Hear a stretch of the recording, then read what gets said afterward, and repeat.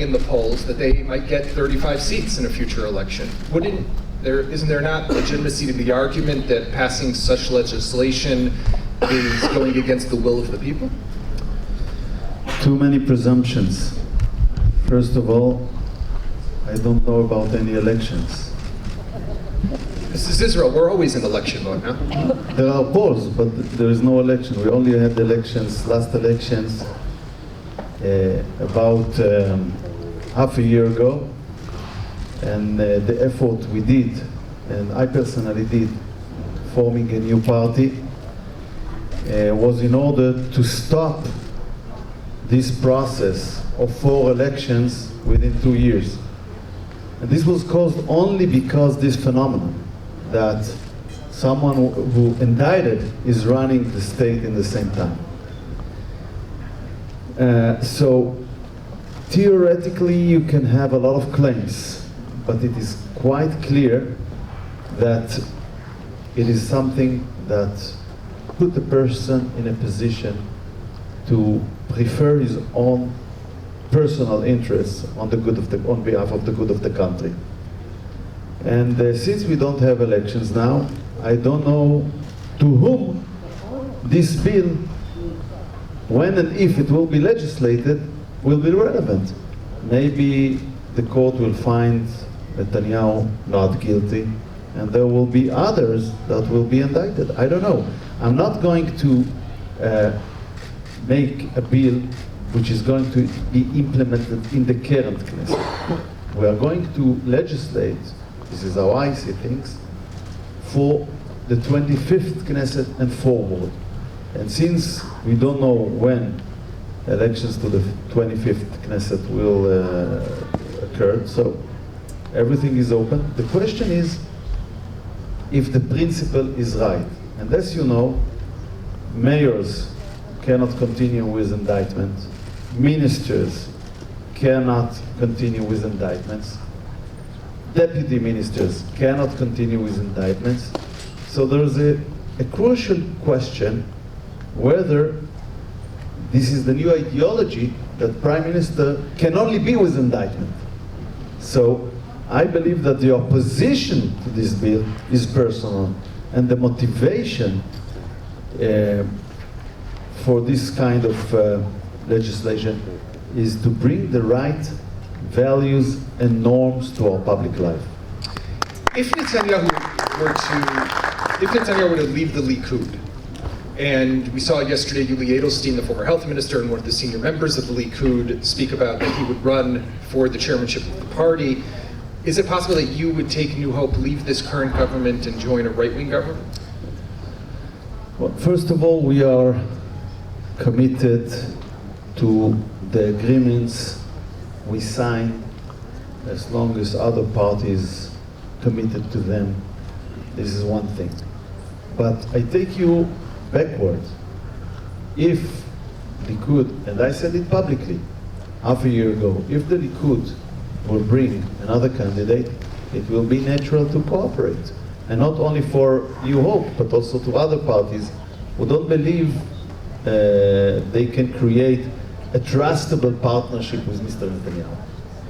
But with other possible leaders, everything is open. And we are not,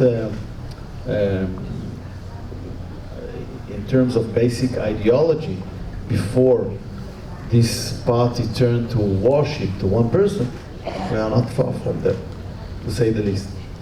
I mean, you come also from that party. So yeah, so in the future, if someone else, and I don't intervene, this is a choice of Likud members. I'm not anymore a member of Likud, but if they will elect for another leader, everything in the future will be open. It's not on behalf of the agreements we signed in the current Knesset. But I think, I don't want to hurt Yuli Edelstein, but when he says keeping going with Netanyahu is to make sure Likud will continue in the opposition, I think he's right. By the way, this is what I told 2 years ago. Netanyahu won't be able to form a government. And we saw it during 4 campaigns. I don't think it is going to change. So I want to shift gears for a moment. There's a lot of talk right now within the Biden administration of opening a consulate in East Jerusalem or in Jerusalem for the Palestinians and for the Palestinian Authority. That would require approval, as far as I understand, not only from the Foreign Ministry, but also from your ministry, the Justice Ministry. Is that something that you're prepared to do, to sign off and sit in a government that allows? No way. So no what way. does that mean? No way. But if Biden's administration insists on it, I've heard. I want to make it very clear. We oppose it. We don't oppose it now, and we will have a different opinion after the budget. We are 100% oppose that. And it needs an Israeli approval. I don't believe we will have Israeli approval. Someone said it's an electoral commitment. I don't know if it is right. On behalf of Biden. Right. For us, it's a generation's commitment. Our commitment to Jerusalem, it's a generation's commitment, and we will not compromise on this issue. Could this bring down the government potentially? In other words, let's say Naftali Bennett decides he's going to do it because President Biden is putting on pressure. I spoke with the Prime Minister a couple of times on the issue. We are on the same page. You don't think differently, and we will not agree, and we will not give our approval. And I think that our sovereignty should be respected. So moving on to other diplomatic security issues, you're a member from the fact that you are Justice Minister, you're also a member of the Inner Security Cabinet. A few years ago at one of our conferences, and you've spoken about this also since, you've been a proponent of a preemptive strike against Hezbollah because of their precision-guided munitions and the arsenal that they've been building up, close to 100,000 missiles, if not more. Is that something that you're still pushing for? Is that something that this government we might see happen at some point? I will tell you that. First of all, I didn't change my mind. Second thing, I don't think it will be constructive to elaborate on the issue. I'm today a member of the Security Cabinet, but the things I said there, at the time, in the JP conference, I believe, I hadn't changed my mind. And are you working to change minds within the cabinet? I always try to convince my colleagues when I have strong view on something. Even though this could potentially lead to a larger scale conflict with Hezbollah, and with seeing rockets raining down on Israel. Just so we understand this is a very good question, what it will lead to. But there is another question. What will be the nature of the conflict, and what will be the dangers that we will expose ourselves if we will not do that? If they will have a large numbers of accurate missiles, how will a possible conflict will look then? So it's not only what will happen if you will act today, but also what will happen if you will not act today. In that same interview that I quoted from before, you said that the violence that we're seeing right now in the Arab sector is a greater threat to Israel than Hezbollah and Hamas right now. And I'm curious, as Justice Minister, is this something that Israel can stop? There are shootings every day. There are murders almost every day. Over 100 Arabs have been killed. We can do it. It's something that was under the carpet for years, neglected for years. And today, what we see is only the surface. Underneath, you have a very strong criminal organizations acting mainly, not only, but mainly in the Arab sector. This will be a very serious effort over time. It's not something that we can change overnight. I strongly push for and lead legislation that will give the country, that will give the police, that will give enforcement authorities the abilities to confront the issue. Only yesterday night, we legislated in first reading minimum penalties on weapons Possession and trading illegal weapons.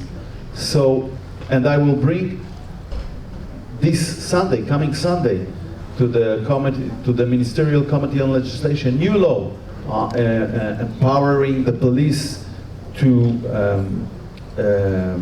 look for, I don't know what's to search.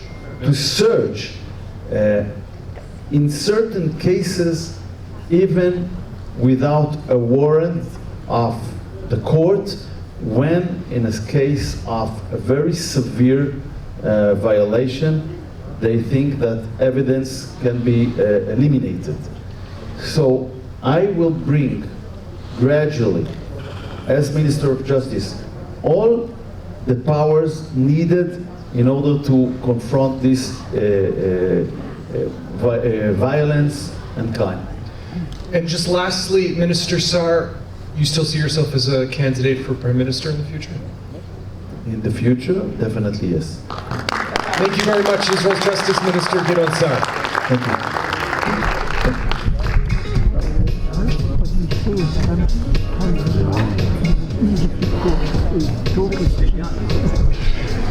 Thank you very much to Gideon Saar, Israel's Justice Minister. We're now honored to have with us Sharon Elroi-Price, the head of Israel's Public Health Services. If we've learned anything from the last few years, it's just how much a role health plays in Israel's, or in any country's, national security. And Elroi-Price, Dr. Elroi-Price will be joined on stage by Maayan Hoffman, the Jerusalem Post's coronavirus analyst. Thank you.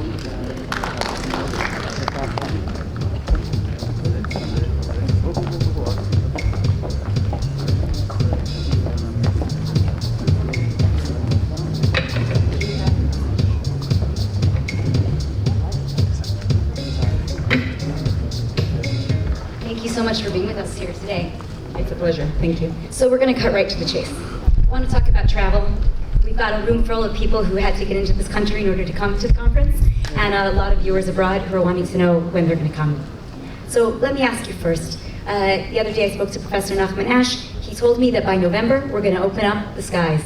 But for people with green passes, electronic green passes, my family's in the US, they don't have an electronic green pass.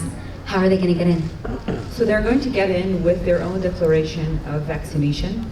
Once they get in, they have to upload their vaccination status and their certificates. A percentage of them will be inspected, but we won't be able to inspect all of them, and they will be able to go in. If they stand with our guidance of who is considered protected, meaning they have a fresh vaccine, a booster or a second vaccine that has not passed 6 months, they will be allowed with a green pass in Israel to go around, and if not, they will need isolation for 7 days with another PCR test on day 7. Isn't that a little risky? In the first wave, 70% of infection came from the United States. We don't have an electronic green pass. We only check some of them. Do we stand to move into a 5th wave if that happens? So it's definitely some risk is included in that. From a public health perspective in a pandemic, the easiest thing is to close the skies and not let anyone in. But we want to continue living, and we want to live side by side with the corona. That means opening the skies and taking some risks. What we do now, which we didn't do before, is the PCR 72 hours before going on the plane, and PCR for everyone entering, even though they're vaccinated. And with those two things, we have been able to cut down the percentage of confirmed cases going into the country. So in the 4th wave, we obviously saw that when we see waning of immunity, it took us some time at the beginning to realize that. People who are vaccinated get in, and they're confirmed after 2, 3, 4 days.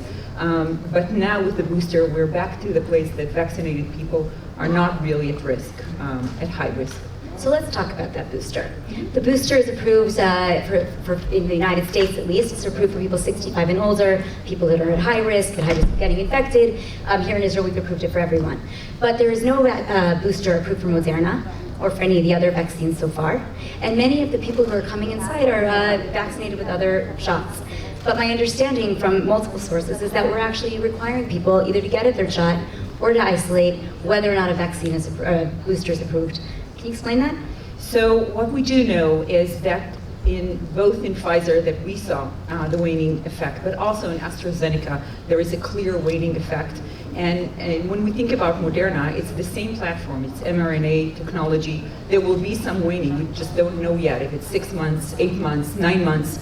But Moderna is submitting for approval their booster shot for the FDA this Thursday. So we'll see what they say about this. But the world of waning and boosting will be very shortly answered because we see this in all vaccines. But people getting boosters now, it's not risky to take 2 Moderna shots and get a Pfizer, I don't know, booster within a few days, everything within a few I don't know why months? they would need a booster within a few Okay, days. I mean days, I'm sorry, I meant within, if they're over 6 months and they take a Moderna booster, or they take a Pfizer booster, but they had Moderna, my understanding is that they're being required to do that without isolating. Is there So risk? first of all, there's no risk in kind of exchanging vaccines. There's some research that actually shows that it's beneficial to exchange technologies.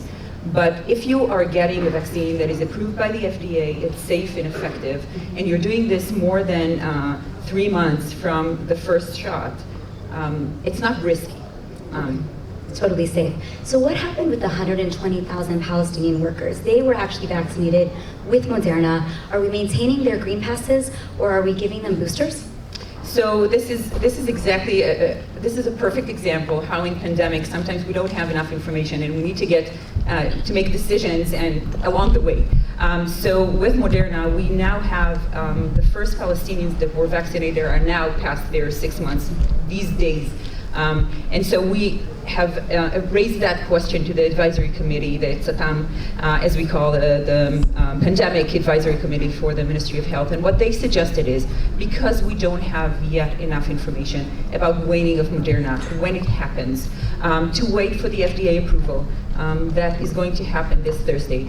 And so they are allowed to enter, but if they need to go to a green pass circumstances, they need to be tested with antigen. And hopefully that will be cleared in the very few next days. Amazing. So let's talk a little bit about what's happening with the kids. In this wave, in this fourth wave, we're seeing that 55% of infections are actually children who are ineligible for vaccination.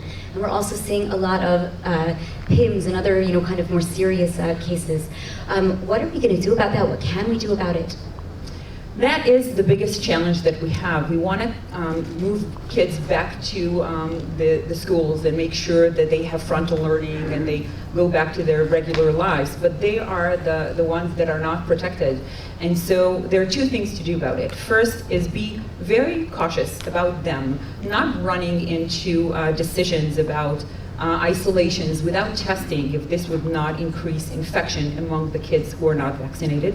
And the second thing is to make sure that the whole community is actually vaccinated, the people who can be vaccinated to get vaccines, and that will protect the kids as well. So when we looked at the third wave, we went out of the third wave when a third of our population, mostly kids, were not vaccinated, and the numbers went down because there was enough people who were vaccinated to get to herd immunity. We didn't know before what will be the level of herd immunity, but in retrospect, we know that is what it looks like.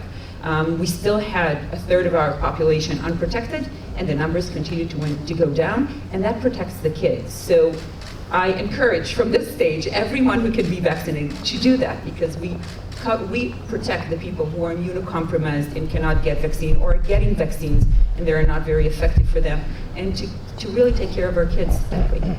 So interesting. Do you feel that we're going to reach herd immunity at some point, or again? I think so, but with the Delta, the infectiousness of Delta is higher than what we had before with the Alpha, which was higher than the variant before. And so the level that needs to be for herd immunity is higher. And once we're in the middle of the pandemic, we don't know that number very clearly. So we can't say it in retrospect. I believe that what we are seeing now is Israel going to this place of enough people vaccinated and recovered to get to herd immunity. And I hope that the things that are happening now in schools are not going to kind of derail us from that. But I think we're getting there. Amazing. So now, the third shot is working, as you said. It seems to be taking everything down. The cases are down, vaccinations are up. What are we doing to ensure that we're ready, though, for a fifth wave, which one can hope doesn't happen, but assume We have to be ready. So I think the first thing is to understand that all the structures that we've built cannot be dismantled. We have to be prepared. We can't just take everything down. And what we saw between the third and the fourth wave is that the virus is expanding exponentially, but our responses are actually linear and very, very slow. So we need to take this into consideration. Once we see that there is a beginning of a wave, we need to be able to recruit people who would do epidemiologic investigation and to do the sampling and everything very quickly. So we need the tools to act quickly in pandemic, which for Ministry of Health doesn't have that quick tools. For people in the world of security, they do have tools to work in a war, but for Ministry of Health, everything goes really very slowly. So that is one thing. But I think another learning point is to watch the borders. We know that the borders are the place from which the next variant probably will come from. It can happen in Israel as well, but the risk for that is smaller. So we need to control the borders better. So we cannot really afford losing the PCR before going on the plane, after landing. At some point, we may need to say, once people are here, after 3 or 4 days, we need another PCR. We need better enforcement of isolation. The fourth wave happened mainly from kids who came back from travel abroad, did not maintain isolation, went to schools, and those huge fires started. So that is another important thing for us, and to make sure that we continue to sequence and know what variants are coming in to Israel. Interesting. So let's talk about the flu. How are we doing in terms of flu shots this year? I understand that the percentage of people going out to get that flu vaccine is down. So it's really the beginning of the season, but I want to say to everyone that we already have several cases of flu. So it's here, and if we're not careful, we'll have flu with corona together, and that will be a problem. So the masks are helping for the flu and the COVID as well, but the COVID vaccine and the flu vaccines are important for us to make sure that we don't get to the winter in a bad place. I think what we did very courageously, I have to say, in Israel, doing the booster allowed us to enter the winter in a better place. But still we have about 180 ventilated people from corona. We still have more than 50 individuals on ECMO machines, heart and lung machines. So we need to make sure that before we go into the winter, those numbers go down, and they go down slower than everything else. And otherwise we could overwhelm the health system again with flu patients and COVID together. Exactly. Understood. So last 2 questions. Are we ever going to give up masks? Is this forever? It's a tough question. Hopefully we will be able to give up masks at some point. But I think as long as we have a pandemic situation in the world, and there are always some red spots around the globe, we'll have to consider continuing the mask at least within closed doors. What happens in the out in the open is a different story.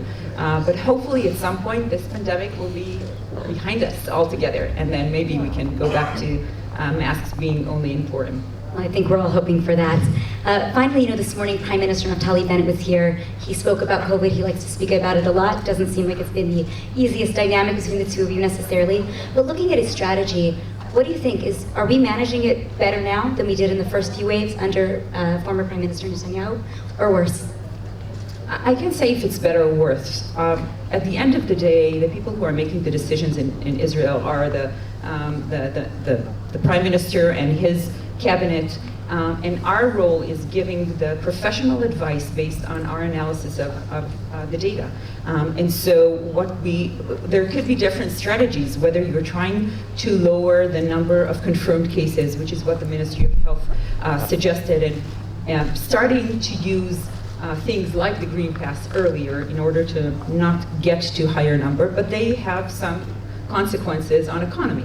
So at the end of the day, the Prime Minister needs to decide based on all kind of those considerations what they want to do. From health perspective, it's better to manage pandemic on small numbers and not get to the severe and critically ill patients and manage. But in the end, it them. worked out. I mean, let's be honest, we're down and we're finishing this wave without ever trying to reduce the numbers. We have to also be honest that we have 1,400 people who died in this wave. Correct.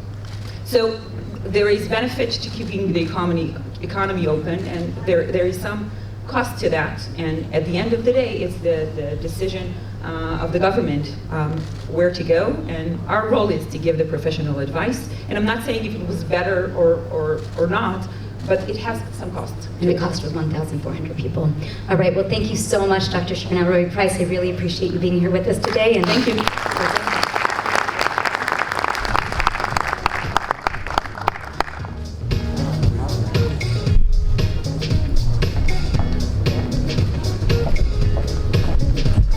Thank you very much, Maayan and Dr. Elroy-Price. It's now my pleasure to invite Seth Fransman, our senior correspondent, on stage for a series of interviews with some of Israel's top cybersecurity experts. The first is probably also one of the most famous, Gil Shwed, co-founder and CEO of Checkpoint. Gil, please.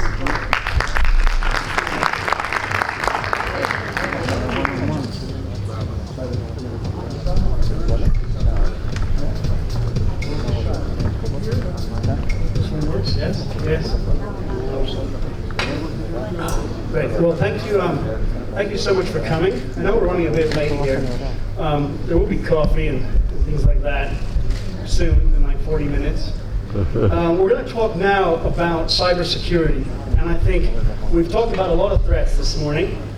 And I think one thing we have not touched on it really is something that's not tangible. We can't hold it with our hands, which is cyber.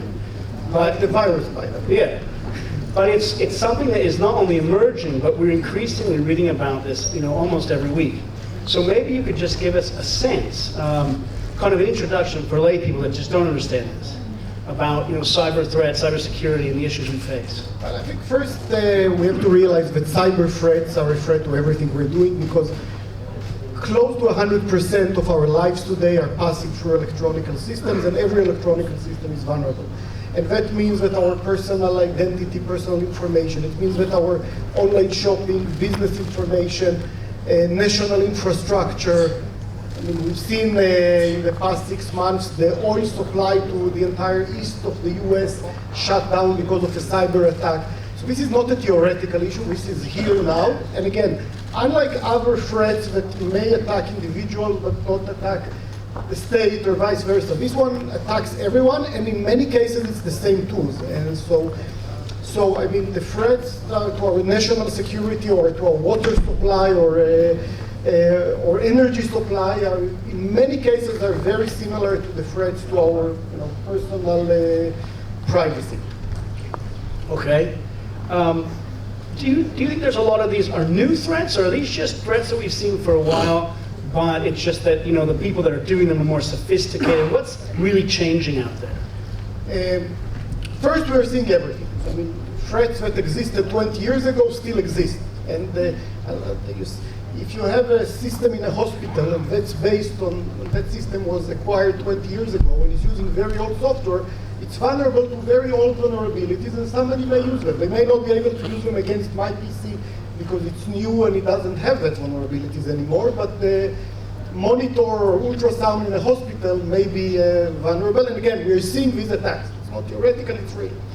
And the level of sophistication with attackers is going up very, very much. So I mean, we are now in what we call the 5th generation of cyber attacks.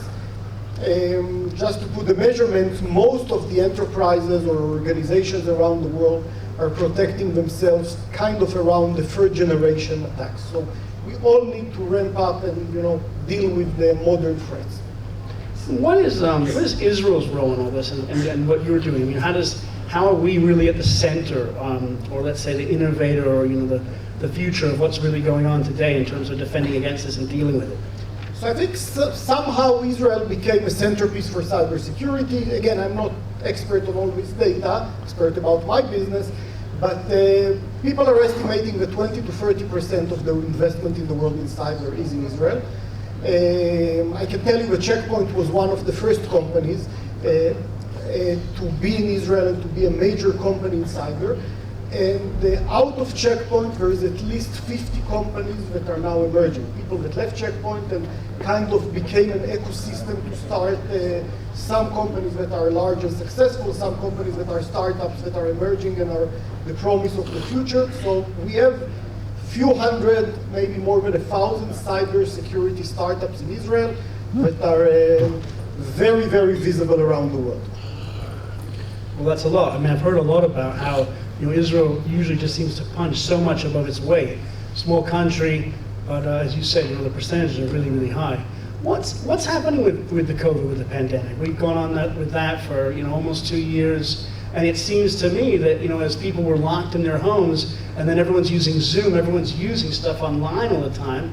It's suddenly created like a weird perfect storm in terms of the cyber, and maybe there's a lot more recognition of that. So maybe you could explain to us what's unique about the pandemic era, and then what that means for post-pandemic, if that ever happens. So first, you're absolutely right. The corona did make the cyber threats much more important, much more dangerous in our lives for 3 reasons, basically, not just one. One is that our dependency on online became much higher. Before we ran our life, 50-50 between physical world to cyber world. During the pandemic, it became 90-10, and now maybe it's 80-20. I mean, things like consuming, everything we consume now is online. That, by the way, also emerged how company moved their infrastructure to the cloud and other infrastructure that are now more susceptible to cyber attack. So that's the number 1 issue. The number 2 issue is that the attackers also had plenty of time to be at home and develop new ways to attack that infrastructure. So I spoke about Gen 5, 5th generation cyber attacks. I'm speaking about that for the last 3 or 4 years. Since the beginning of 2021, it's not becoming something rare that you see this sophisticated attack. It became a new type of attack like that every week. So it became the norm. So the attackers became more sophisticated. And last and not least, the entire attack landscape or vulnerability landscape became huge. You think about, in a bank. Before that, the trading floor was locked physically and people only had to work there. Now we can work from home. The manufacturing floor in the factory, again, it was a closed network. Attackers from the outside couldn't attack it. Now people are maintaining it from home and the vendors are maintaining it for a very remote site. That means that if somebody attacks, your daughter's computer at home, they may have access to your computer, and from your computer to the bank, to the manufacturing floor, to the high-tech company, to any environment. So the attack surface became huge, 100 times broader than it used to be before. So if you take these 3 factors alone, that means that the challenge that we have to solve right now is much bigger than we had to do 2 years ago. And 2 years ago, it was big enough. Great. Well, one last question. What is it, do you think, that keeps you up at night, or maybe should be keeping all of us up at night in terms of all these threats? What would you really put your finger on? So first, after so many years of running that business, I've learned to sleep at night. Otherwise, I wouldn't survive. But I think that, being, facing the 5th generation cyber attack, it's not just facing. I've talked about the 1,000 startups in Israel. None of us can consume the products of hundreds of companies. None of us can build all of that. So what keeps me awake is how do we build the infrastructure for the future, consolidate the critical technologies, and build a defense for the 5th generation of cyber attacks. So that, we are dealing mainly with businesses, enterprises, government organizations. So every enterprise in the world, large or small, can actually defend itself and not just take 2% or 5% of the solution, but afford to be fully secure against the 5th generation of cyber attacks. Well, great. Well, thank you so much. Thank you very much. Let me introduce our second guest, the co-founder and CEO of Armis Security, Yevgeny Dibrov. He could join us on the stage.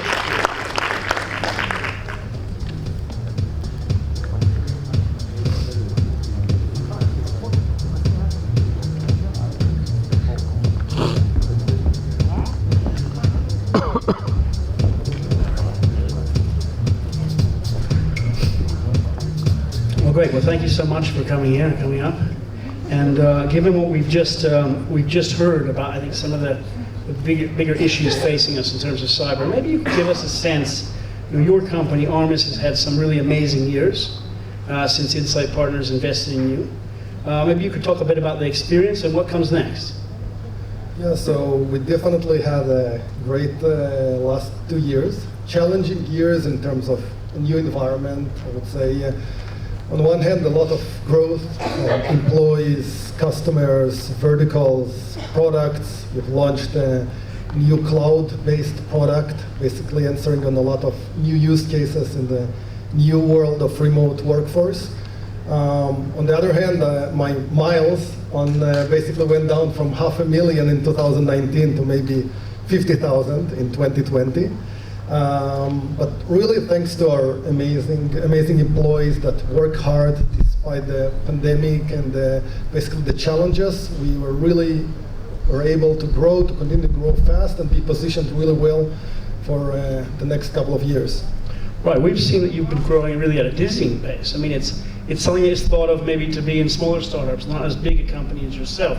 Maybe you could give a sense to all of us, kind of what it is you do, I mean, for the layman, and so we get a sense of what your specific qualities are. Yeah, so at Armis we focus on providing visibility and control to every device in the environment. So imagine today's connected environment, everything is connected. It can be a retail environment with points of sales, it can be a hospital with MRI machines and fusion pumps, it can be a regular enterprise with tablets connected. Basically, on one hand, you have the laptops and servers that you have your antivirus that everybody knows.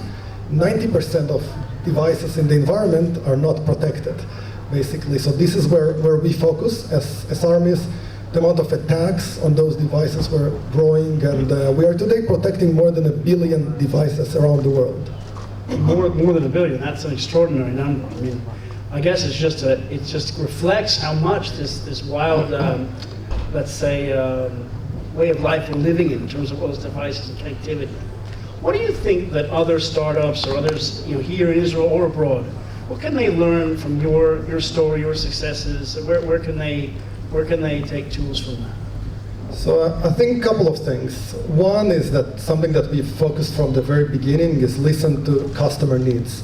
On one hand, I would say people look at technology, let's build the best technology, but the first thing that we should do is ask the customers, what do they need? We started the company from asking chief security officers, chief information officers about their gaps, problems, and that's how we decided to build the technology.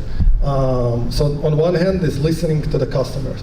On the other hand, what we are seeing a lot right now in Israel is really from the transition from startup nation to scale-up nation. From basically, when I look at like 6-7 years ago, when the dream was really for an exit to one of the largest vendors around, now the dream is basically to take the company public, to build a real huge business, a platform, not a feature, not one product. And this is really exciting and what we are seeing right now. Well, great. I guess that would just lead to my last question. So when you talk about scale-up nation and that transition, I mean, what does that mean for Israel? Will we no longer be a country of all this like tiny little startups? Will it start to be a much more massive economy? So I think there is a huge opportunity for Israel's economy here, and we still see so many new startups raising a lot of money. So the entrepreneurship spirit, when people see around many successful entrepreneurs, they want to do that as well. And on the other hand, scale up. I think that the market cap of Israeli companies on NASDAQ just crossed like 300 billion. It's a huge opportunity for Israel, and super excited about that. We should all be investing, it seems like. Well, thank you so much. Thank you.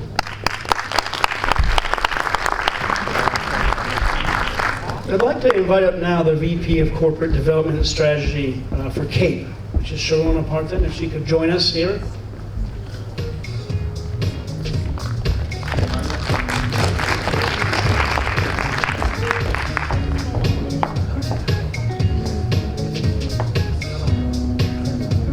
Well, great. Thank you so much for coming up.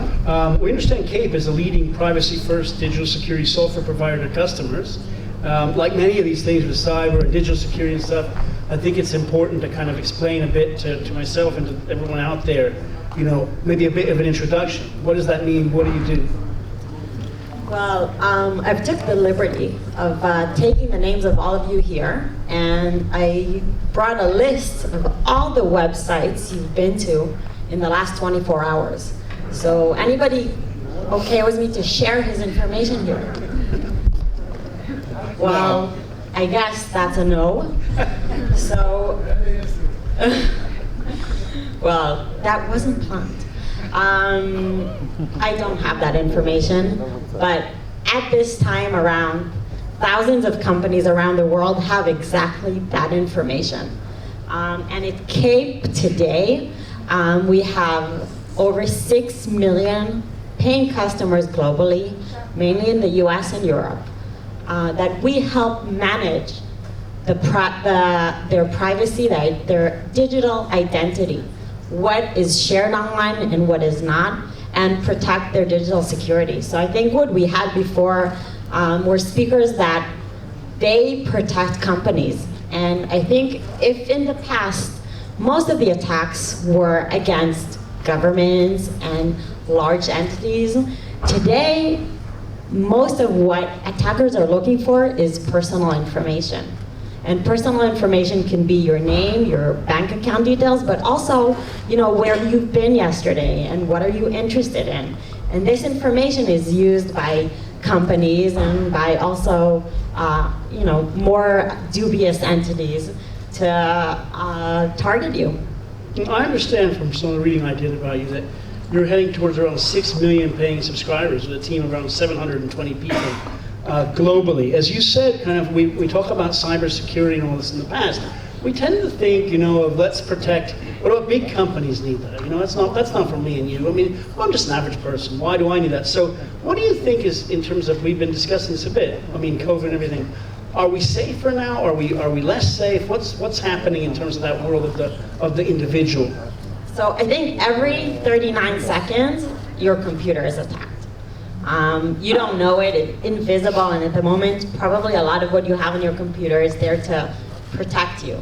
But there is a very high increase, and I think the last speakers talked about it, of attacks, and that's because there's more valuable information in your devices for people to use. So that's just a matter of fact. If something's worth more, there are more people who want to get it for you in ways that are legal and illegal ways. And I think people need to think about it.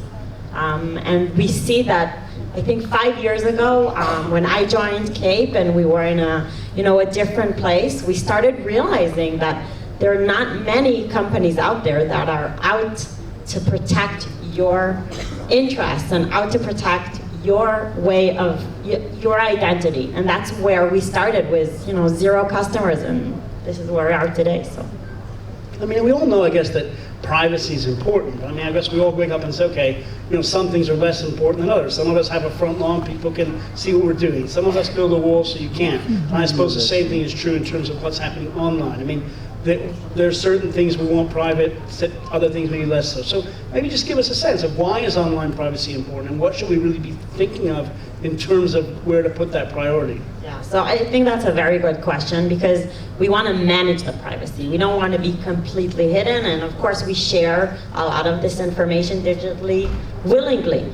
But I think, on average, we surf around 50 websites a day, but on average around 1,000 other websites which we don't even know about and we didn't even know exist have all of our information. Now this is a problem on a couple of levels. First level, the most obvious one is identity theft and the ability to take what you and pretend to be you and spend money on your behalf, etc. And that's a very scary level that's getting more and more real because our identity is online. The second one is really in terms of knowing things about you that you don't want them to know. Like there was one person here who wanted me to know what he was doing in the last 24 hours, but there's some things that I'm not sure everybody wants to share, even if it's not illegal, and nobody, I believe here, is heavy into drugs or smuggling drugs or arms dealing. It's just because there's some things we want to protect. And I think there was a very famous case a couple of years ago where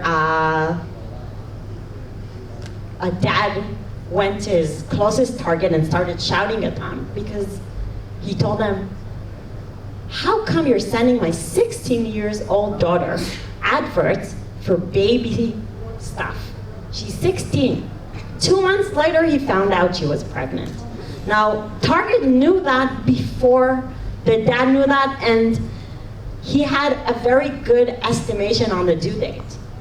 Now, we don't know what other companies are doing with this data, but they're able to influence our decisions, and that's we call the micro nudging. So once you know things about people, you can nudge them into behavior. Cambridge Analytica was a very good example of that, where political parties tried to nudge people into voting for them, and they were actually successful by knowing all this data about them. And the third one, which I think is the scariest thing, is actually being able to predict what we will feel and think, and companies are doing that because they know that when you're sad, together with eating ice cream, you also shop more. So maybe I'll make you sad. And other kind of behavior like that, which I think is becoming very dangerous. And at CAPE, we try to help people manage that, and we are now working on developing more and more ways for you to be able to decide who will know and what they will know about you. Well, great. Well, thank you so much for that bit scary explanation. Thanks for coming. Thank you. Sorry, we're going to have to cut the cybersecurity panel just a bit short. We're going to get back to the last two interviewees later, but we have a real treat. We're joined today by FIFA President Gianni Infantino, who's here visiting Israel, I think for the first time in his current role. We'll be in conversation with Sharon Davidovich, a sports broadcaster with Sport One Charlton, and then we'll get back to our cybersecurity. Let's give a warm welcome, please, to President of FIFA, Gianni Infantino.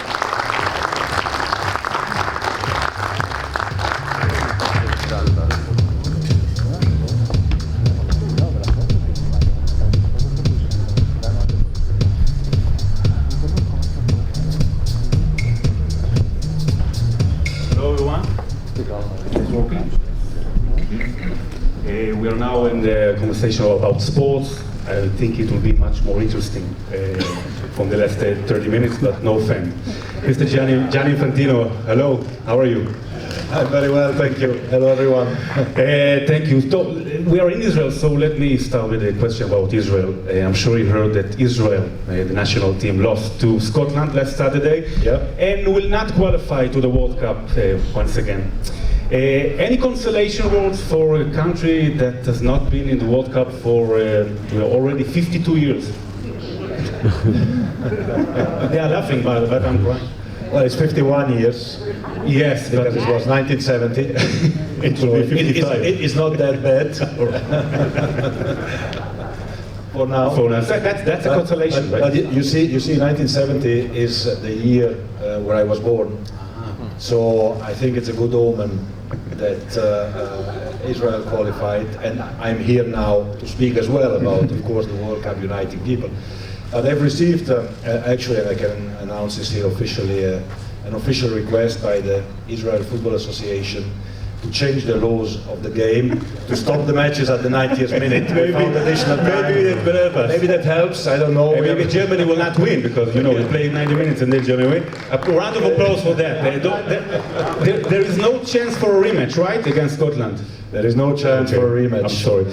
But there will be chances soon. There is another way for us to be at the World Cup, and this one is a serious question. Do you see a possibility of hosting the World Cup here in Israel? Don't laugh. No, nothing is impossible in life, in our lives. Certainly not. We need to think big. We need to believe. Of course, today hosting a World Cup is since you ask a serious question, I have to give a serious answer as well. Today hosting a World Cup is a very, very big venture. It's more than just a sports event. It's an event where you have 3.5–4 million tickets sold, where you have 1.5–2 million people visiting a country, where you have the world watching. It's 4 billion people watching a men's World Cup. It's 1.2 billion people watching a women's World Cup. You need infrastructure, stadiums, and so on. So that's one thing. Then you need to have, of course, visions, you need to have dreams, you need to have ambitions, and we were speaking yesterday, today, in the recent months. I've been as well in December year last in Dubai, where the UAE Football Association, Israel Football Association, have signed an agreement. Maybe with the regional collaboration, it's going to be. So yes, obviously, I think the future is co-hosting. In any case, co-hosting of World Cups. We'll have the next World Cup after Qatar will be co-hosted by Canada, Mexico, and United States. So three huge countries hosting together a World Cup. So why not dreaming and thinking? Because the World Cup has this magic that it brings people together, that it unites people, that it transcends any sort of reflection that could be negative. So I think positive. Why not? I can already see it in my vision. The 2034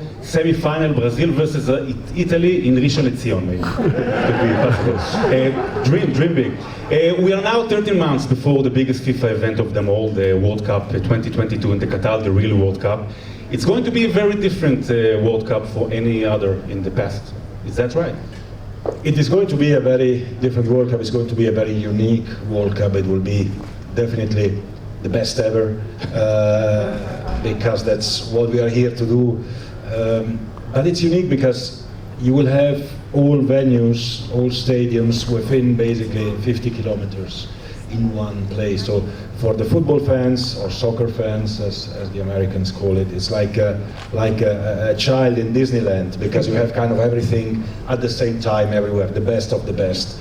A great atmosphere, a great ambience, and also I think the possibility for the world to meet a part of the world, the Gulf, the Middle East, which is maybe sometimes in the headlines for the wrong reasons. Far from the eyes.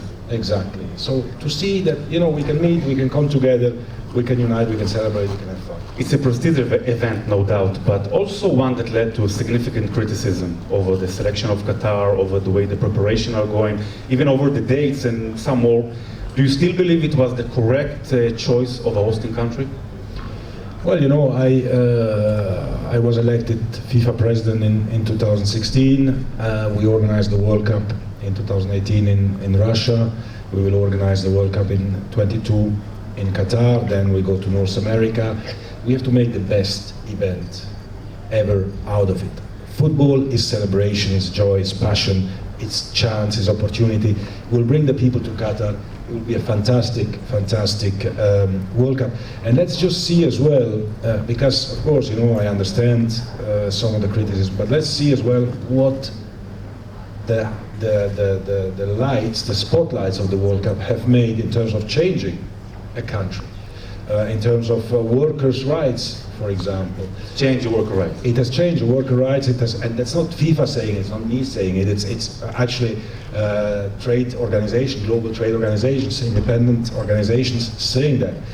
Qatar has gone through in a few years what has taken us in Europe decades to go through in terms of changing human rights, worker rights, and without the World Cup, maybe we'll not see it. Well, maybe it would have happened, but it would certainly have taken much, much longer. Let's talk about the future a little bit. We are hearing. So let's focus on the positives. Let's focus on the positive.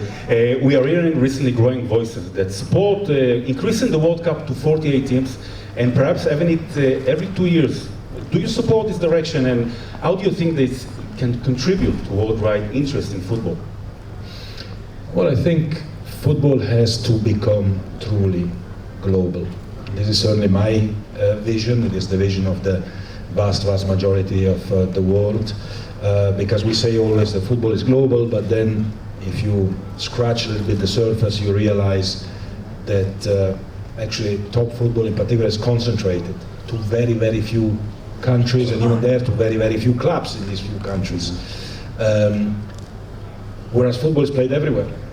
So we need to bring it to the world. We need to give chance, opportunities, without harming, of course, those who are at the top today. On the contrary, we need to make them grow even more, because they are a strong locomotive of the whole movement, but we need to make the movement even bigger. So the World Cup with 48 teams is already decided. This is going to happen.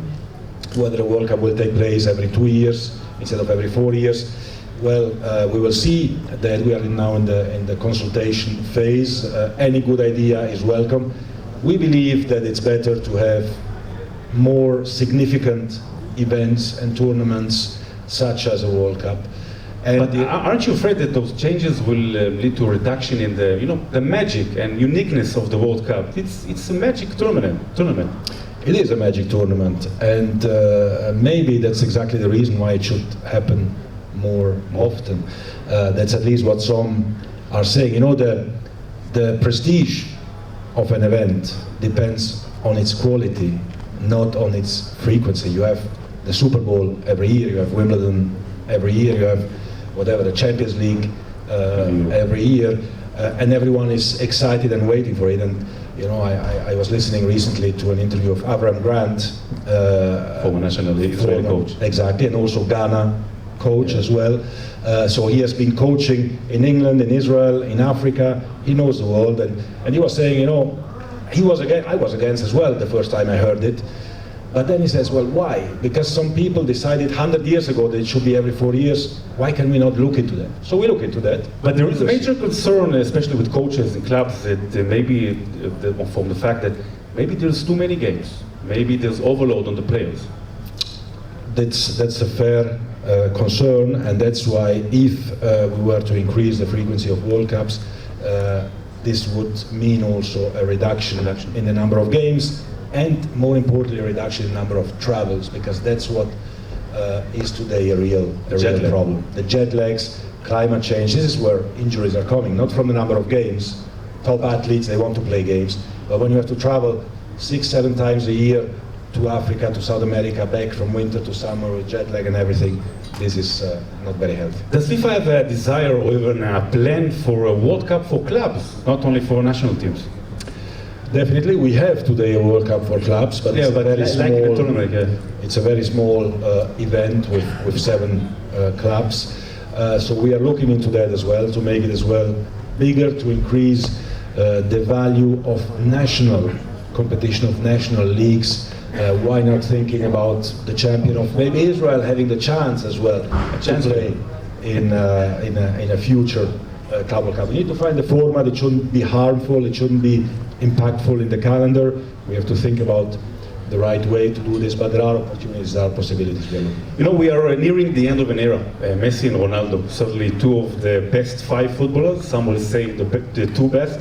They are in their mid-30s and unlikely to continue as they are for many more years. Should we worry about the post-Messi and Ronaldo era? No, we shouldn't, because there are so many talents around the world, and we want to give opportunities to kids to play football, boys and girls. And it's true that today, if you are born in London or in Paris, or if you are born in Yaoundé or in Hanoi, you don't have the same opportunities. Well, it's our job to offer these opportunities to all the children in Hanoi, in Tel Aviv, in Yaoundé, to become the new Messis and Ronaldos.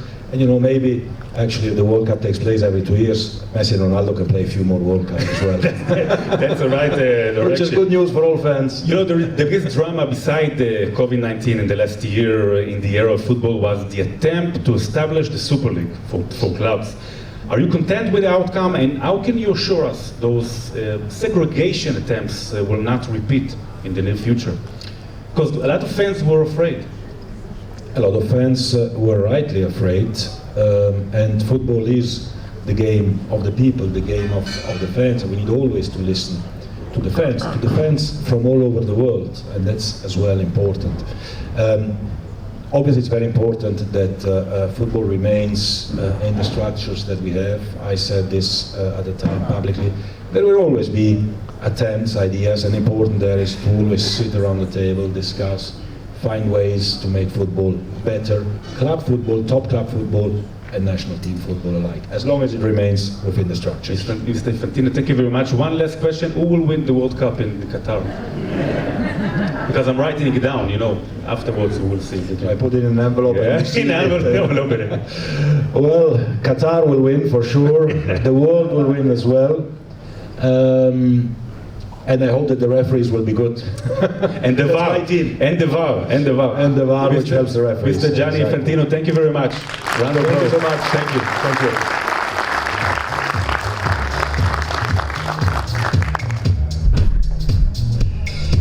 Thank you very much. Thank you. Thank you very much to the president of FIFA. Our next speaker is one of the people instrumental in helping to forge the Abraham Accords. He led the U.S. delegation on the maiden flight from Israel to Bahrain. Please join me in welcoming former Treasury Secretary Stephen Mnuchin for a conversation with Jerusalem Report editor Steve Linden.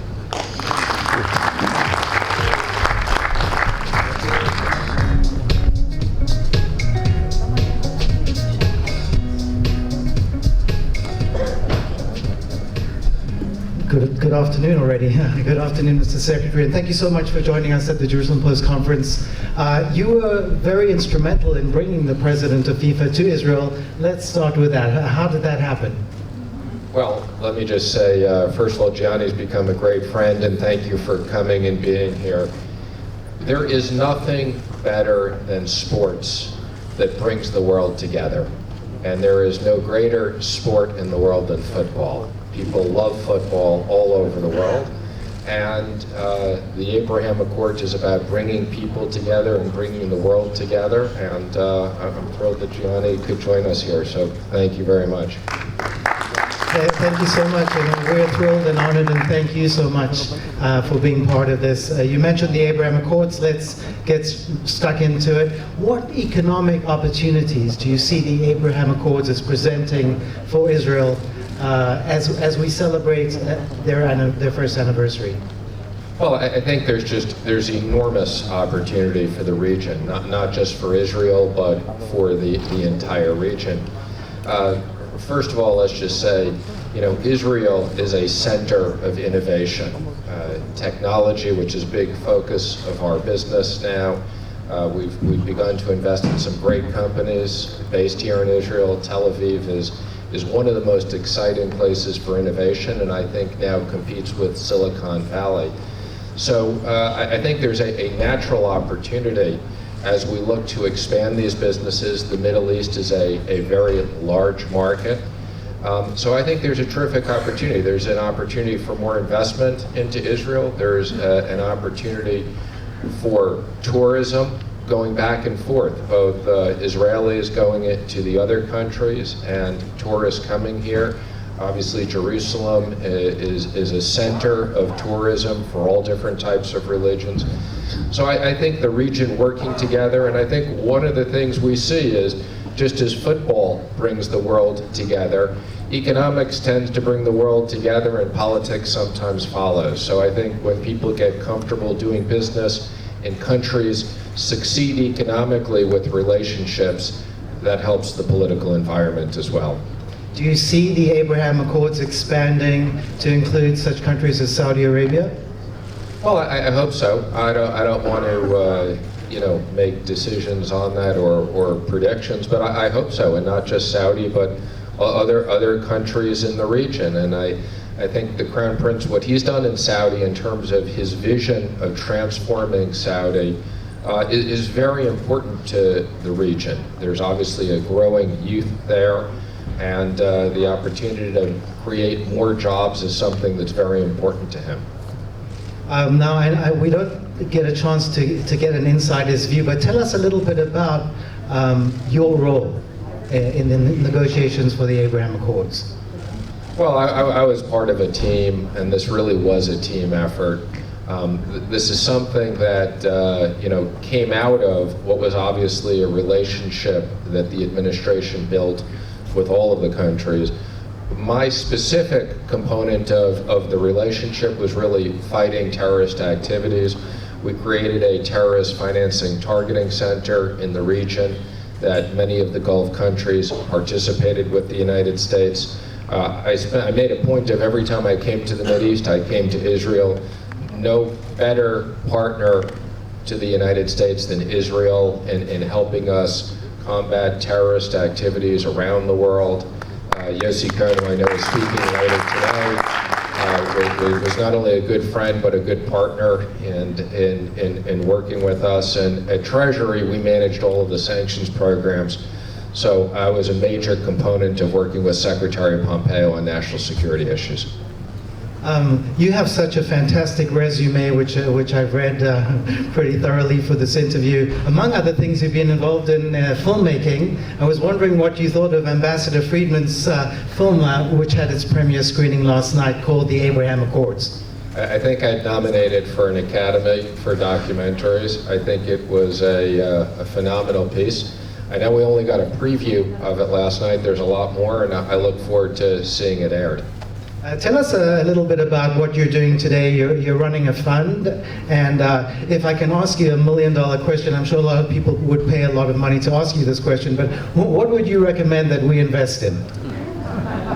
Well, my lawyers will tell me I can't give investment advice, so I'm giving the disclaimer that this is not investment advice, but what we're focused on from our business standpoint, a major focus on technology, and within technology, a focus on cybersecurity, data privacy, national security.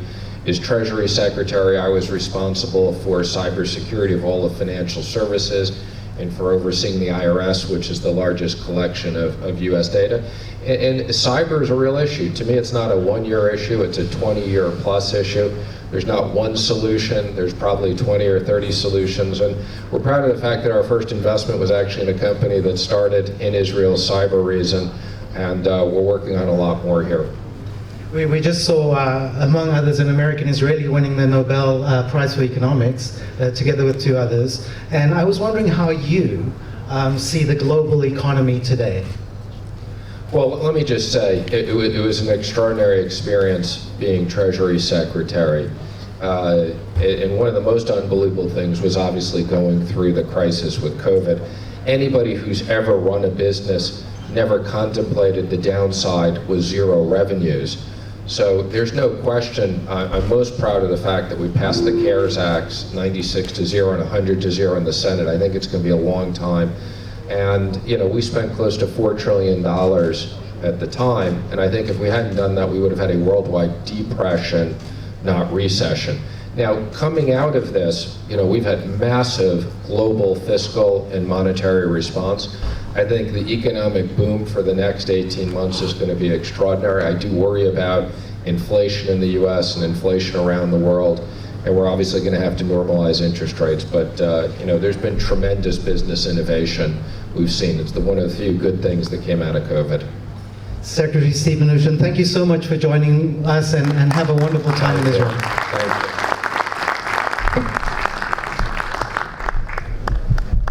Thank you very much to both Stevens, Treasury Secretary Stephen Mnuchin and Steve Lindy, the editor of Jerusalem Report.